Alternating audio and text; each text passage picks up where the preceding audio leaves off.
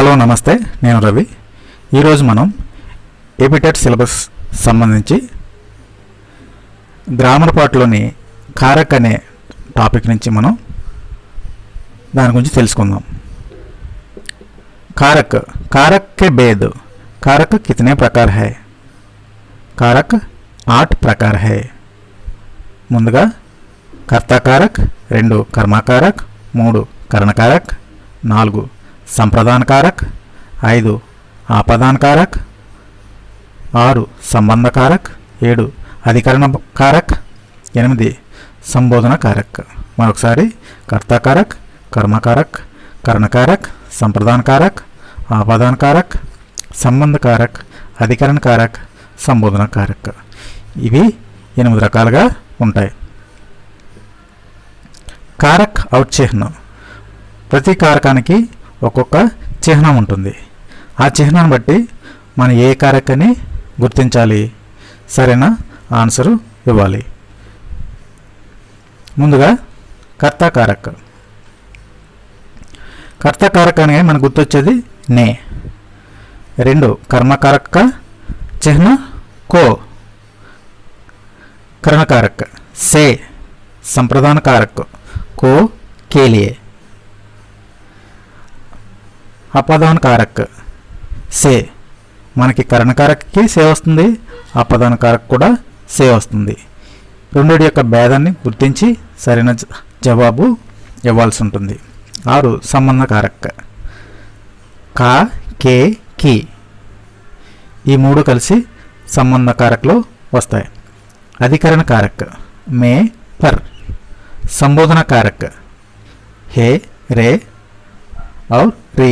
ఇంకా మరికొన్ని వీటితో పాటు మనకి సంబోధన కారక్ చిహ్నాలు ఉంటాయి. కర్త కారక్ అనగానే మనకు గుర్తొచ్చేది నే అనమాట. ఇప్పుడు నే గురించి తెలుసుకుందాం. ఈ టాపిక్ చాలా ఇంపార్టెంట్ అండి. మీరు జాగ్రత్తగా తెలుసుకుంటే మనకి ఎంతో ఉపయోగకరంగా ఉంటుంది. నే మానే కర్త కా కారక్ యా విభక్తి.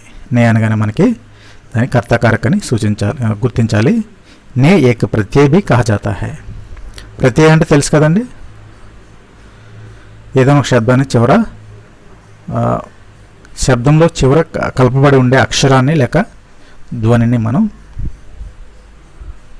ప్రత్యయ అంటాం.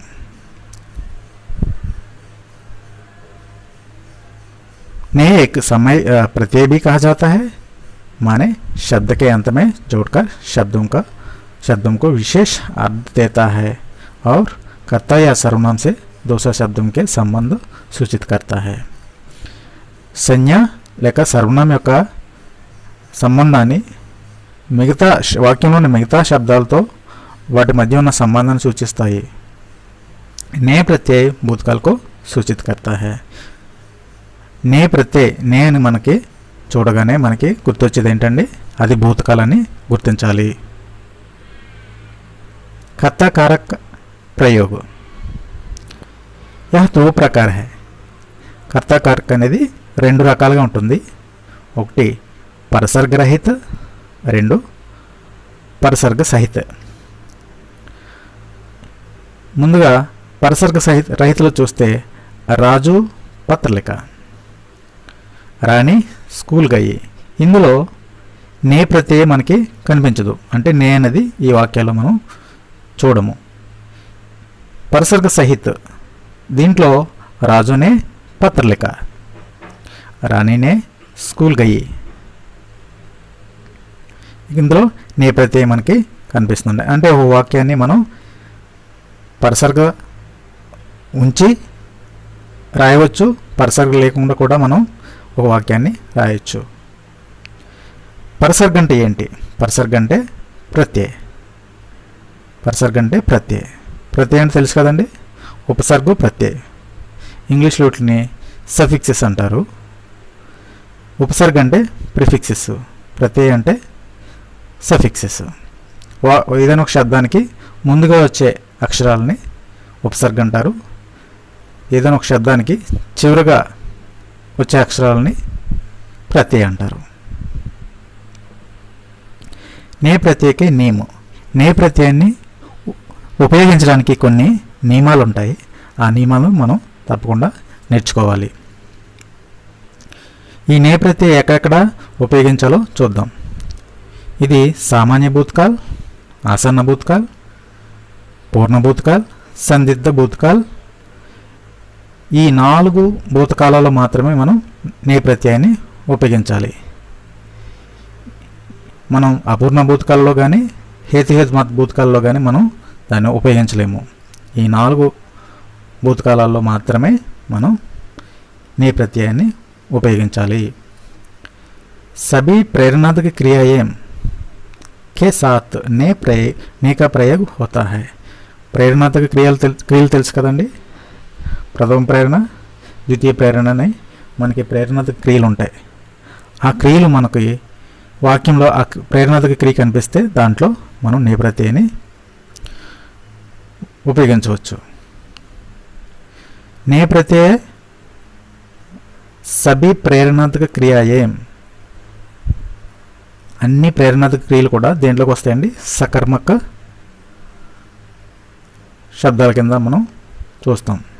అందుకే ఎక్కడైతే సకర్మక ఉందో అక్కడ మనం నే ప్రత్యయ ఉపయోగిస్తాం. నే प्रत्यय के नियम कुछ अकर्मक क्रियाओं के साथ ने का प्रयोग होता है. సాధారణంగా మనం సకర్మక క్రియలకు మాత్రమే మనం ఈ నే ప్రత్యయాన్ని వాడతాం. కొన్ని అసందర్భాలలో కూడా మనం ఈ నే ప్రత్యయాన్ని వాడాల్సి వస్తుంది. ఎక్కడ చూడండి, నహన, తూకన, చీకన, కాసన. జాగ్రత్తగా గమనించండి, ఇది చాలా ముఖ్యమైన భాగం. నహన, తూకన, చీకన, కాసన. నే కా ప్రయోగ్ నా హోనే సందర్భం. ఏ సందర్భాలలో మనం నే ప్రత్యయాన్ని ఉపయోగించకూడదు. సకర్మక క్రియయే, ఇది సకర్మక క్రియ అయినప్పటికీ కూడా మనం ఈ సందర్భాలలో ఈ వాక్యంలో ఈ సకర్మక క్రియలు వచ్చినప్పుడు మనం నే ప్రత్యయ ఉపయోగించకూడదు. అవేంటంటే బోల్, లా, భూల్, పా, బక్, జాన్.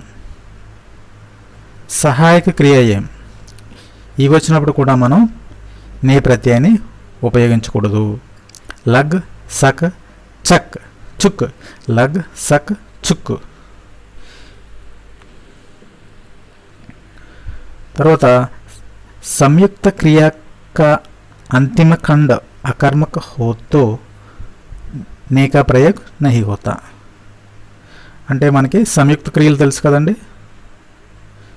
సంయుక్త క్రియలలో అంతిమ ఖండం, సంయుక్త క్రియల్లో చివరగా ఉన్న భాగంలో అకర్మక్ ఉంటే ने का प्रयोग नहीं होता. చూడండి ఇక్కడ, రవి రాజుకో స్కూల్ లే గయా. స్కూల్ లే గయా, లే గయా అనేది ఇక్కడ సంయుక్త క్రియ. సంయుక్త క్రియలో అంతిమ ఖండం ఏదండి, గయా. ఈ గయా అనేది అకర్మక కాబట్టి మనం నే ప్రత్యయ వాడకూడదు. తర్వాత कर्ता के साथ ने आने से क्रिया का कर्म लिंग और वचन के अनुसार होती है, आती है. कर्ता के साथ ने आने से, కర్తతో పాటుగా మనకి నే ప్రత్యయ వస్తే క్రియా కా కర్మ, ఆ వాక్యంలో ఉన్న కర్మ లింగ్ और वचन के अनुसार आते हैं. ఆ కర్మ యొక్క లింగ వచనం కూడా మారిపోతుంది. ఉదాహరణ చూడండి, రవినే రోటీ కాయి. రవినే రోటీ కాయి. ఇక్కడ రవి అనేది పుంలింగ్, రోటీ కాయ అని రావాలి, కానీ రోటీ కాయి అని వచ్చింది. అంటే నే ప్రత్యయ వచ్చిన తర్వాత నేకి ముందు ఏదైతే భాగం ఉందో ఆ భాగాన్ని మనం పరిగణలోకి తీసుకోకూడదు. రోటీ అనేది స్త్రీలింగ్ కాబట్టి కాయి అనే స్త్రీలింగ రూపం కర్మ. రోటీ అనేది కర్మ కాబట్టి ఈ కర్మను అనుసరించి క్రియ కూడా మారిపోతుంది. కాయ అనేది క్రియ, రోటీ అనేది కర్మ. నే ప్రత్యయకే నియమ, ఇంకా కొన్ని నియమాలు తెలుసుకుందాం. कर्ता के साथ ने और कर्म के साथ को आने पर क्रिया सदा पुंलिंग एकवचन में रहती है। कर्ता के साथ ने కర్తతో పాటుగా నే ప్రత్యయ వచ్చినప్పుడు మరియు కర్మతో పాటు కో అనే కో వచ్చినప్పుడు क्रिया सदा पुंलिंग एकवचन में रहती है। उदाहरण చూడండి, राहुल ने राधा को देखा। రాహుల్ ने राधा को देखा। ఇక్కడ నే అనేది కర్తకారక్, కో అనేది కర్మకారక్।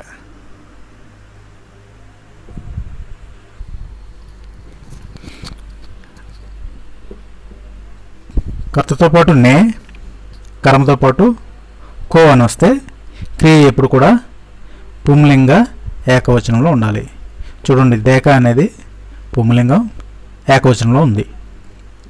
తర్వాత कर्ता के साथ ने और कर्म का लोप होने पर क्रिया सदा पुल्लिंग एकवचन में रहती है। कर्ता के साथ ने और कर्म का लोप होने पर क्रिया सदा पुंलिंग ఏకవచन में रहती है। మనకి కర్తతో పాటు నే వచ్చినప్పుడు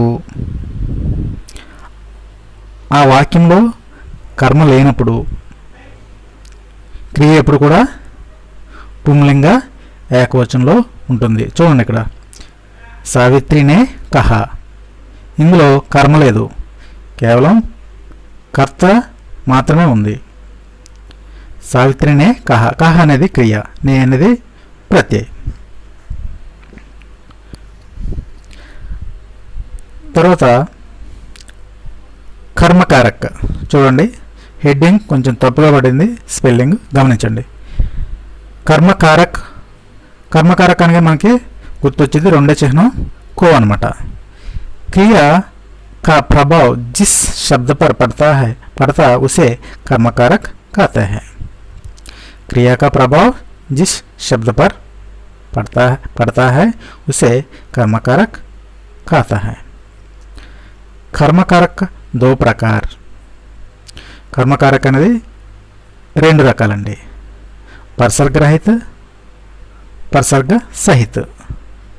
परसर्ग रहित చూద్దాం। రాజు పుస్తక్ పడతా హై, ఇందులో పరసర్గ్ అంటే కో అనే ప్రత్యయం ఇందులో లేదు, కో అనే కారక్ ఇందులో లేదు। పరసర్గ సహిత్, దీంట్లో రాజునే శ్రీనుకో దేక, ఇందులో కో అనేది ఉంది। అంటే ఒక వాక్యంలో మనం కో అనే కారకాన్ని ఉపయోగించి వాక్యం తయారు చేయొచ్చు, కో అనేది లేకుండా కూడా మనం వాక్యాన్ని తయారు చేయొచ్చు। రాజునే శ్రీనుకో దేక। కర్మకారక్ కో, ఇందులో కొన్ని నియమాలు ఉన్నాయి చూద్దాం। को परसर्ग का प्रयोग केवल मनुष्यवाचक शब्दों के साथ ही होते हैं। ఇక్కడ కో అని వస్తే మనకి అది కేవలం మనుషులకు మాత్రమే వస్తుంది, మిగతా ప్రాణులైన కుక్క, పిల్లి, బల్లి వీటికి ఉపయోగించరు। ఉదాహరణ చూద్దాం। కబీర్ నే దేవి కో దేకా, కబీర్ నే దేవి కో దేకా। దేవి అనే స్త్రీ అంటే మానవ జాతి, మనుషులకు సంబంధించింది కాబట్టి కో అనే కారక వచ్చింది। को प्रेरणात्मक क्रिया के साथ होता है। को అనేది प्रेरणात्मक क्रिया के साथ होता है। उदाहरण చూద్దాం। अध्यापक छात्र को पढ़ाया। ప్రేరణాత్మక క్రియలు తెలుసు కదండి మనకి, ప్రేరణాత్మక క్రియలన్నీ కూడా సకర్మక అవుతాయి। ద్వితీయ ప్రేరణ, ప్రథమ ప్రేరణ అని రెండు రకాల ప్రేరణలు ఉంటాయండి, వాటి గురించి మనం నెక్స్ట్ క్లాస్లో తెలుసుకుందాం। ఇక్కడ को प्रेरणात्मक क्रिया के साथ होता है, ప్రేరణాత్మక క్రియ వస్తే దాంట్లో తప్పనిసరిగా కో అనే కారక ఉంటుంది। తర్వాత को परिणामवाचक शब्दों के साथ नहीं होता। को परिणामवाचक शब्दों के साथ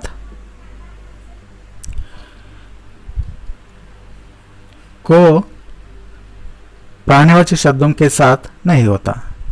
ప్రాణివాచక అయినంత మాత్రాన మనకి కో అనేది రాదు. కేవలం మనుషులకు మాత్రమే ఈ కో అనే ప్రత్యయం వస్తుంది. ఇక్కడ చూడండి, సీతానే షేర్ దేకా, సీతానే షేర్ దేకా. షేర్ కో దేకా అని ఇవ్వబడలేదు.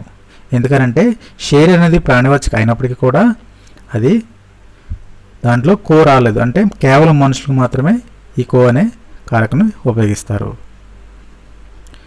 नेक्स्ट, को परसर्ग का प्रयोग केवल मनुष्यवाचक शब्दों के साथ होती है. इंतक मुझे तेलुसुकुन्नाम. कबीर ने देवी को देखा. को प्रेरणादायक क्रिया के साथ होता है. अध्यापक छात्र को पढ़ाया. को प्राणिवाचक शब्दों के साथ नहीं होता. को परसर्ग प्रयोग अप्राणिवाचक शब्दों के साथ नहीं होता.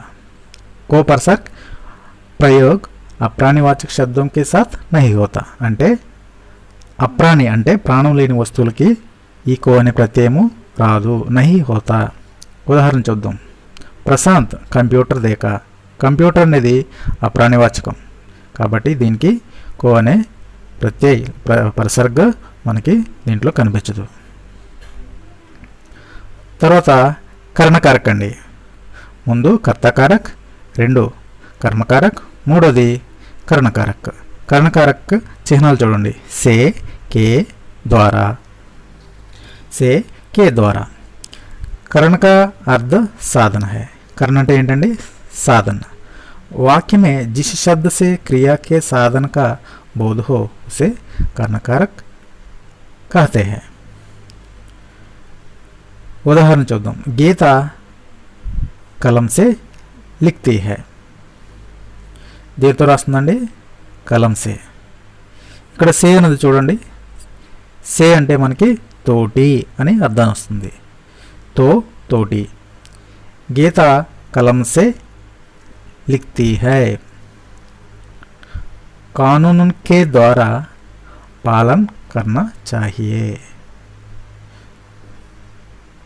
के द्वार చేత. ఇవి రెండు కూడా కర్ణకారకలో వస్తాయి. కర్ణక अर्ध साधन ने మనం తెలుసుకున్నాం. वाक्य में जिस शब्द से क्रिया का साधन का बोध हो उसे कर्णकारक कहते हैं. తర్వాత संप्रदान कारक. संप्रदान कारक అంటే को के लिए చిహ్నాలు వస్తాయి. संप्रदान का अर्थ देना. देना అంటే ఇవ్వడం. जिसके लिए कुछ किया दिया इसका बोध करने वाले शब्दों का संप्रदान कारक कहते हैं. जिसके लिए कुछ किया या दिया इसका बोध करने वाले शब्दों को संप्रदान कारक कहते हैं. ఏదైనా మనం ఇచ్చినప్పుడు లేక చేసినప్పుడు ఉపయోగించే కారకాన్ని మనం ఏమంటారు? సంప్రదాన కారక అంటారు. ఉదాహరణ చూద్దాం. రహీం अकबर के लिए फल लाया. के लिए వచ్చింది చూడండి. తర్వాత సురేష్ ने बहन को आम दिया. ఏమిచ్చారండి? బహన్ కో ఆమ్ దియా. ఇక్కడ కో వేరండి. కర్మకారకలో కో వేరే అర్థాన్ని ఇస్తుంది. గమనించాలి. संप्रदान कारक को के लिए चाहिए प्रयोग में कर्ता के साथ को प्रयोग होता है. चाहिए అనే కొన్ని వాక్యాలు వస్తాయండి. ఇచ్ఛార్థకు వాక్యం అంటారు అట్లనే. ఆ వాక్యాలలో కంపల్సరిగా మనం కో అనే కారకని ఉపయోగించాలి. ఉదాహరణ చూద్దాం. बच्चों को दूध चाहिए. పిల్లలకి పాలు కావలను. के लिए का अर्थ सूचित कारक चिन्ह को. के लिए అన్న కో అన్న ఒకే అర్థాన్ని ఇస్తుందండి, కానీ రూపాలు వేరు. తర్వాత అపాదాన్ కారక్ సే, మనం కర్ణకారక్లో సే గురించి తెలుసుకున్నాం. ఆ సే వేరండి, ఈ సే వేరు. ఈ సే ఎలాంటి అర్థాన్ని ఇస్తుందంటే నుండి, వలన, కంటే అనే అర్థాలని ఇస్తుంది. సంప్రదాన కారక అర్థ అలగ్ హోనా, సంప్రదాన కారక అర్థ అలగ్ హోనా అంటే వేరు చేయడము. కర్త अपनी क्रिया के द्वारा जिसे अलग होता है उसे अपादान कारक कहते हैं. कर्ता अपनी क्रिया के द्वारा जिसे अलग होता है, క్రియాక ద్వారా ఏదైతే కర్త నుంచి వేరు చేయబడుతుందో దాన్నే ఆపదాన కారక్ అని అంటారు. ఉదాహరణ చూద్దాం. రాహుల్ ఘర్ సే నిక్లా, రాహుల్ ఎక్కడి నుంచి వెళ్ళారండి? ఘర్ నుండి. ఘర్ నుండి, నుండి అనేది ఇక్కడ అర్థాన్ని ఇస్తుంది. సే అనేది నుండి అని అర్థాన్ని ఇస్తుంది. రవి సే రాజు చోటా హై, ఇక్కడ కంపారిజన్ అండి, ఒకరికంటే మరొకరు చిన్నవాళ్ళని కంపారిజన్ చేస్తుంది. మూడోది ఆప్సే నౌకరీ మిలా, సే అని అర్థం ఇక్కడ వలన అని వస్తుంది. మీ వలన నాకు నౌకరీ ఇలా అంటే ఉద్యోగం వచ్చింది అని అర్థం. చూడండి, సందర్భాన్ని బట్టి ఈ సే అనేది అర్థాలు మారుతూ ఉంటాయి, సరిగా గమనించాలి. తర్వాత डरना, कहना, करना, बात करना आदि क्रियाओं के कर्म के साथ का प्रयोग होता है. ఎక్కడ ఉపయోగిస్తారండి? डरना, कहना, करना, बात करना आदि क्रियाओं के कर्म के साथ प्रयोग होता है. కర్మతో పాటుగా ఉపయోగిస్తారు. ఉదాహరణ చూడండి. విజయ్ బాక్సే డరా, దేని వలన భయపడ్డాడు? పులి వలన భయపడ్డాడు.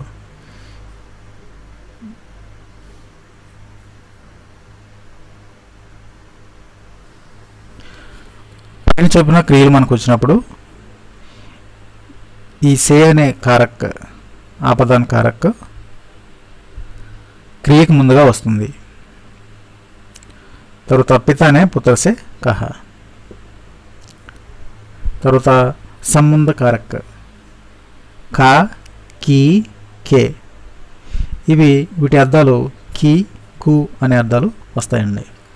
संज्ञा के जिस रूप से इसका संबंध दूसरी संज्ञाओं प्रकट हो उसे संबंध कारक कहते हैं.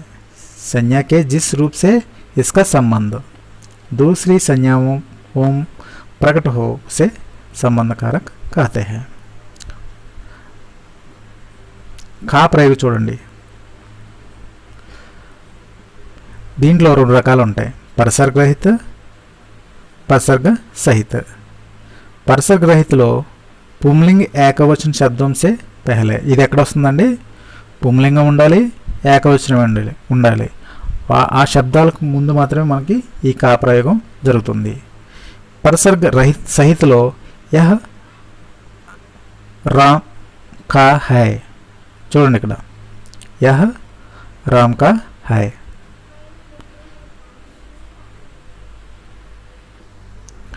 పై వాక్యంలో మనకి కా అనే ప్రయోగం కనిపించదు. రెండవ వాక్యంలో కా అనే కారక్, సంబంధ కారక్ మనకి కనిపిస్తుంది. యహ్ మేరా ఘర్ హై, ఇందులో కా అనేది లేదు, కానీ అంతర్లీనంగా మనకి కా అనేది కనిపిస్తుంది. చూడండి, మేరా, మై ప్లస్ కా కలిపితే మేరా అనే మనకి అర్థమవుతుంది. పరసర్గ సహితలో యహ్ రామ్ కా హై, ఇక్కడ కా అనే సంబంధ కారక్ మనకి కనిపిస్తుంది.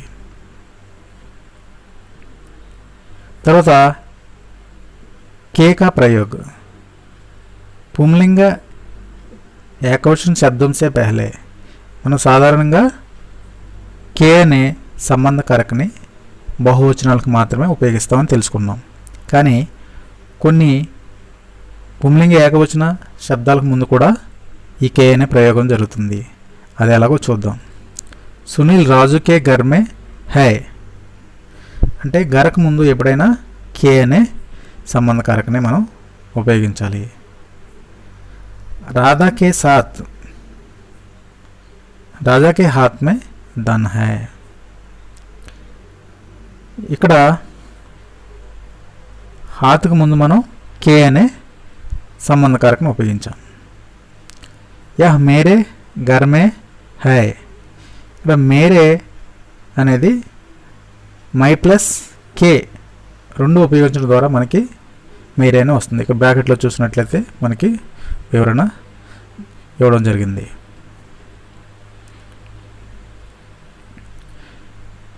के प्रयोग पुंलिंग बहुवचन शब्दों से पहले ఉపయోగించడం జరుగుతుంది.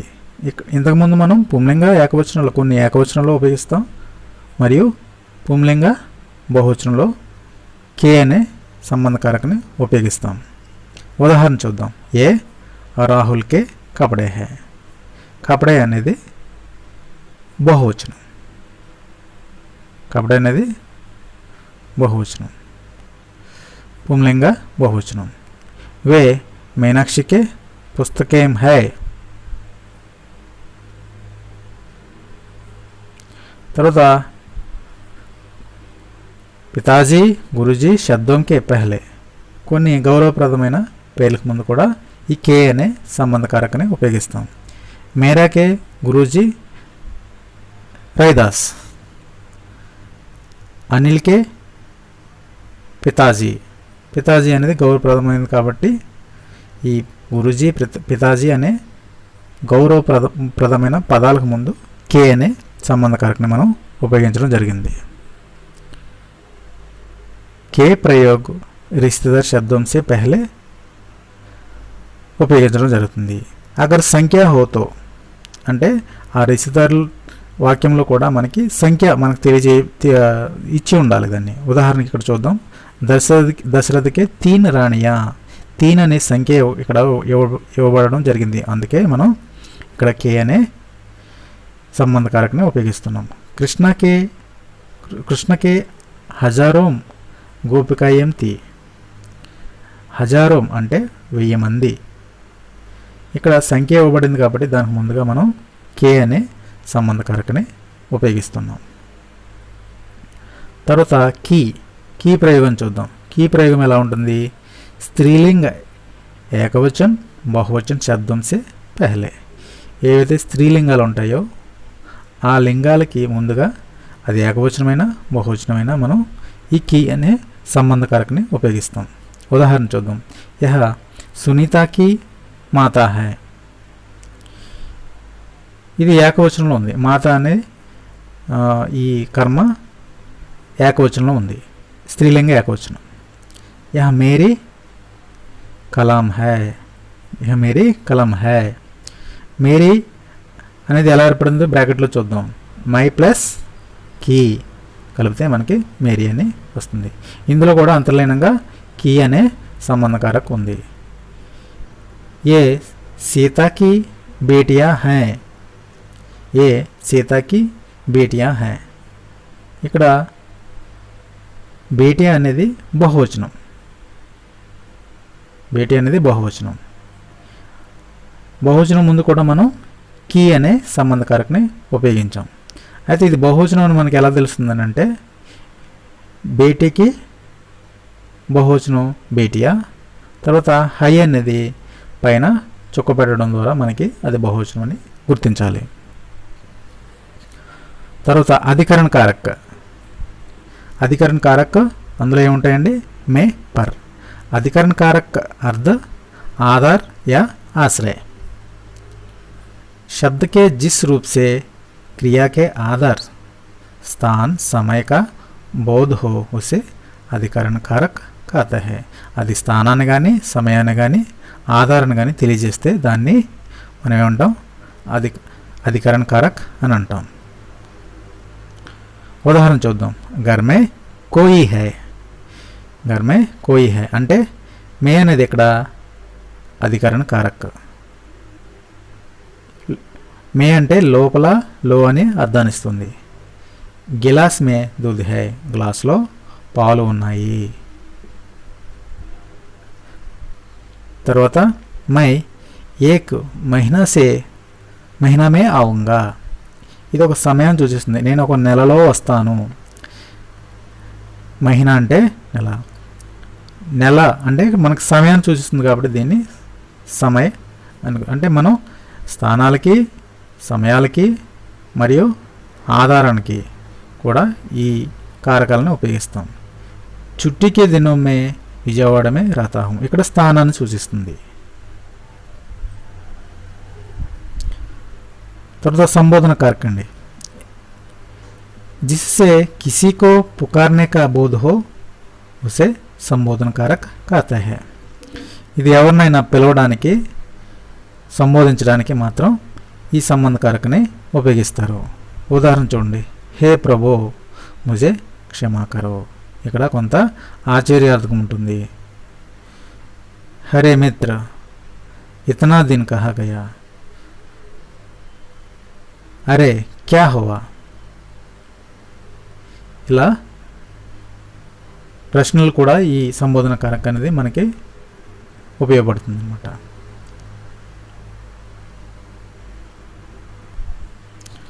ఓకే మిత్రులారా, ధన్యవాద్. Thank you for watching. తప్పకుండా సబ్స్క్రైబ్